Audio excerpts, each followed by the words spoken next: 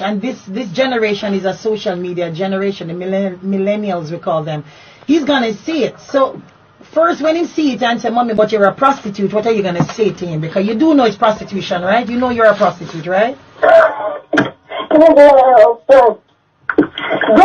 Yeah.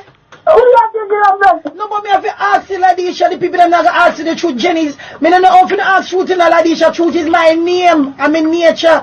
So Ladisha, it is prostitution that you're doing. When your son said to you, "Mommy, why have you decided to be a prostitute?" What are you going to say to him?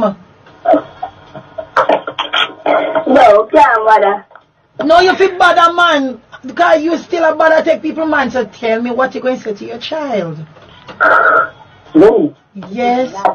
Prostitution. What you say? Ladisha, stop like last thing next for yourself inside the two.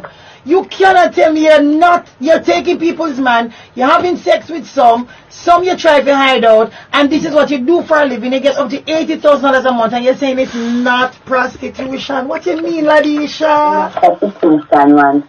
Eh?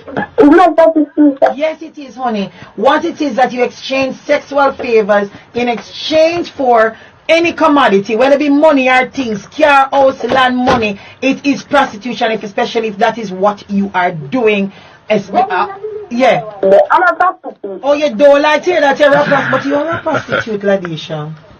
So you have to look at it, because when your son says, "Mommy, why have you prostituted yourself, Ladisha?" You are